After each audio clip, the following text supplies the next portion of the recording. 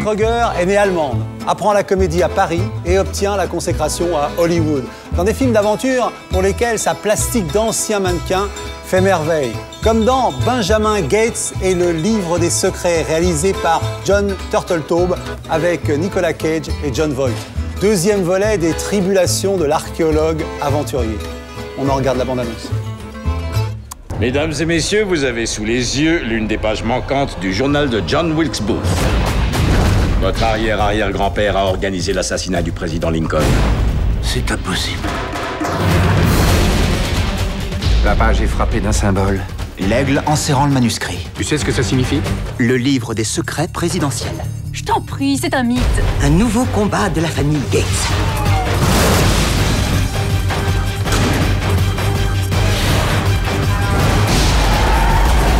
Attends, c'est peut-être un horrible piège. Pardon, j'ai pas pu résister. Benjamin Gates et le livre des secrets. Dans son journal intime, Diane Kruger nous montre que l'aventurière qu'elle est devenue au cinéma était en germe dans la petite fille qu'elle était. Elle nous chante très joliment Pippi Langstrumpf. Pippi Langstrumpf, je vous apprends rien, c'était Fifi Brindacier.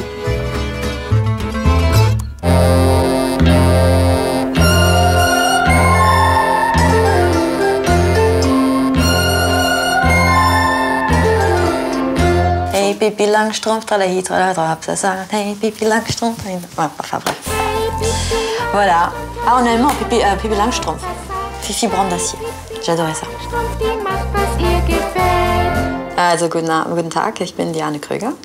Hello, I'm Diane Kruger. Et bonjour, Diane Kruger toujours. Nach 2 Cognacs Ex bekamst du Mut. Deine Abschiedstexte waren gut. Ratlos und perplex, nur dachte ich, was mach ich ohne dich? Eux, ils habitent toujours, mes grands-parents, ils habitent toujours dans le même petit village d'où je viens. Mon grand-père, il adorait les films allemands. Et c'est lui le premier qui m'a fait découvrir ça. À la télé, hein, il n'y avait pas de cinéma proche de chez moi.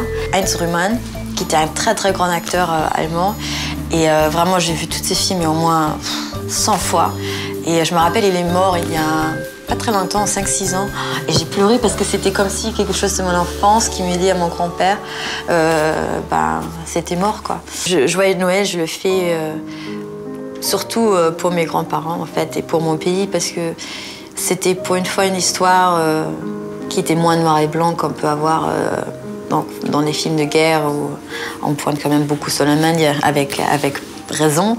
Mais pour une fois, c'était un peu différent et on voyait de notre côté des Allemands. Il a pleuré, mon grand-père il a pleuré et il a dit aux producteurs français si on avait su plus d'histoires comme ça, peut-être il n'y avait pas eu lieu la Deuxième Guerre. Pour une fois, j'avais compris pourquoi on peut faire aussi du cinéma que pour le succès, la gloire, de l'argent, etc.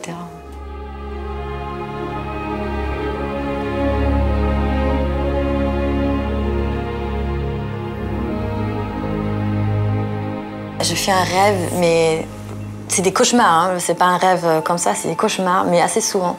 Et c'est très, très, très inquiétant parce que c'est tellement réel. Je sens qu'un dent commence à bouger. Et je me dis, oh là, il faut pas que je le touche, il faut pas que je le touche. Et je peux pas m'en empêcher, et finalement, il tombe. Et je suis paniquée, je me regarde dans la glace, et il y a un trou, mais je me dis, bon, c'est pas grave, on verra pas aussi loin que ça dans le cinéma.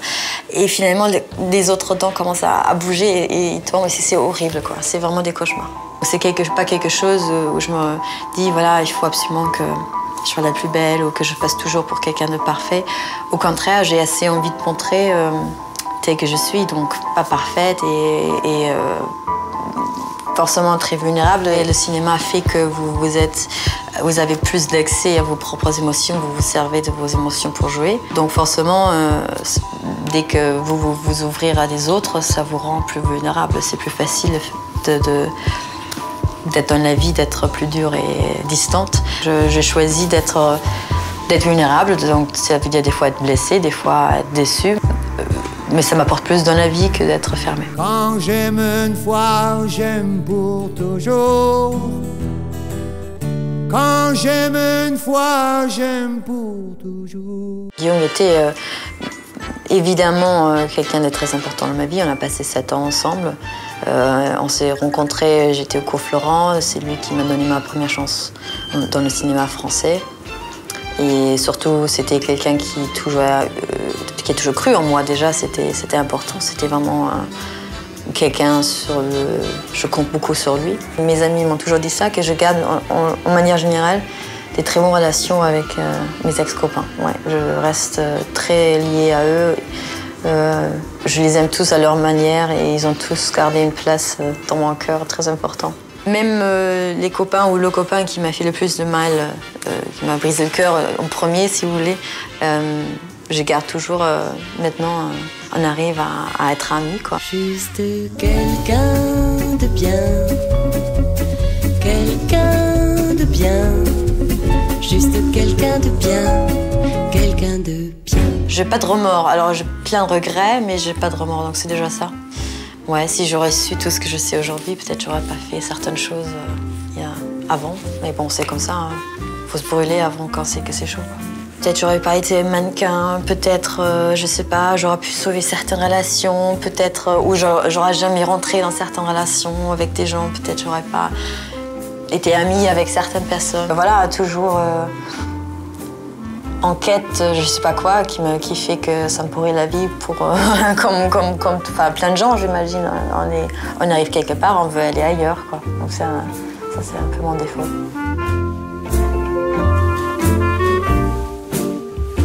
Si un jour je reverrai cette cassette en 20 ans ou 30 ans, je pense